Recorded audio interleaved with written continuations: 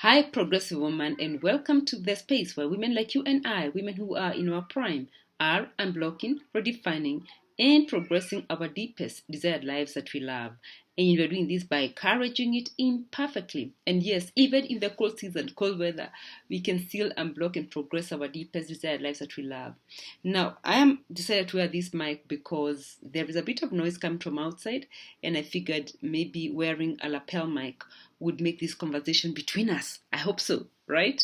And this conversation is about how do you deal with feeling old at the workplace? These are conversations that I've had with a lot of women in their prime. Some of you have written to me an email asking me, can you please cover this conversation about feeling old, feeling like a relic at the workplace because the people that you work with are so young. They are our children's age or approaching there. So some 10 years age difference, 15 years age difference, 20 years age difference, even 30 years difference. How do you manage that? And especially when you are also a woman, like it's a double-edged sword in a sense. And so I thought, let's have this conversation.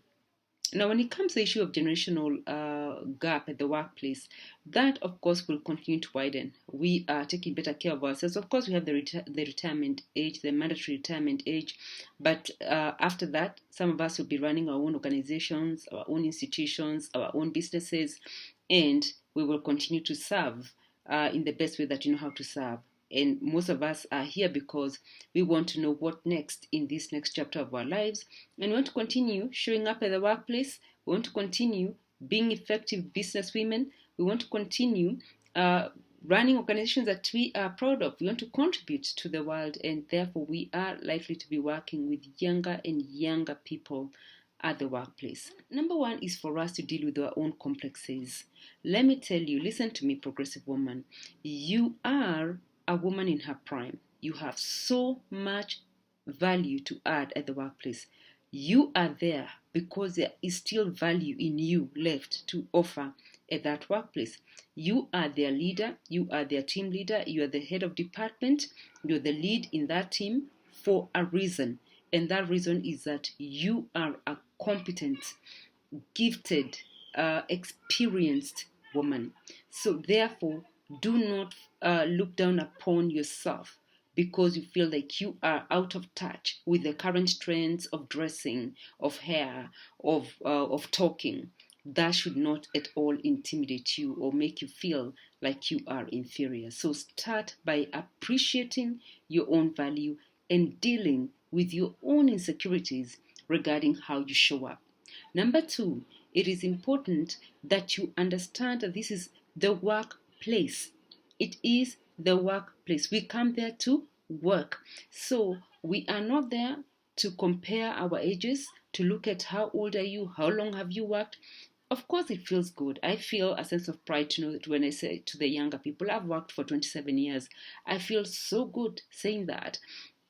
But that's not the reason why they have come to see me. They've come to see me because they have a problem. They would like my guidance and advice and wisdom on how to sort it out. They've come to see me because they need an approval of something they need to progress. They've come to see me because we need to brainstorm and work on an issue that is ongoing, or we need to be mapping a way forward.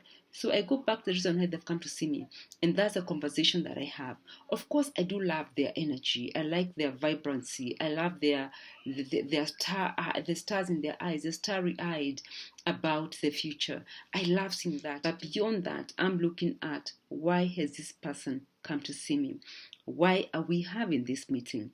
And I make it about that conversation, that issue that needs to be dealt with, that problem that needs to be solved at the workplace, that presentation that has to go, that proposal that needs to be given, as opposed to thinking about, are they relating with me because I am older? So the third thing is, then you take authority, you speak with assertiveness, you be assertive, and you have clear boundaries.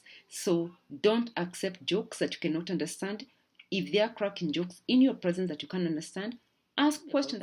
Or what does that mean? Get curious. Learn to lead them with questions.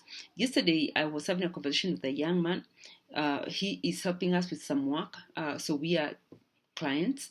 And when I was checking on the progress of our work, he just started opening up to me and telling me how he's fed up at his workplace. He's looking for a new job. After all, he's turning 30 and he's newly married and therefore needs a job, and he just wants to get away from where he is. And I realized that this young man does not have clarity about where he wants to go and what he wants. Okay, all he knows that he wants to get away. So I was able to ask him questions that enabled him to think and get clarity about what does he want, not just what is he running away from, but what is he running towards, what is he running to. And we spent at least like about 20 minutes just having that conversation, because he was saying he's overwhelmed. He has a young family, he just got married, and he cannot take it anymore where he's working. And I was able to offer him that guidance. I didn't charge him for free, but it was really a useful conversation to realize that if we lead them by questions, it helps them to find clarity. And also, likewise, invite them to ask quality questions, not just any questions, but quality questions. Ask them, why are you asking that question? And it causes someone to step back and ask, and if they say, I don't know, you say to them, when you know, you'll come back and ask the question, okay? So we need to be firm about the boundaries. And also, we need to show up as the responsible, accountable leaders that we are at the workplace, and not allowing our intimidation or our frustration with the younger generation to become to undermine even our own leadership and leadership style. So we don't respond to them as though we are mommy dear. No, we don't act that way. We speak to them as though they are responsible adults, because that's why they were recruited at the workplace, right? That we're not condescending them or speaking to them with mommy tones or looking at them like they know nothing, because they do have a lot of value to bring, and so do you. Okay, so with that, it is important that you also begin to rebuild your inner confidence. And as you know, there's a program I designed, it's 100% online, that is called Rebuild Your Inner Confidence. And with that, remember this: everything that you've been through, every experience, every rise and every fall has prepared you for your next chapter. All you need to do is start where you are and keep progressing imperfectly. Why? Yes, you know it, because you are a bold, blessed woman. And we will see you next time. Bye.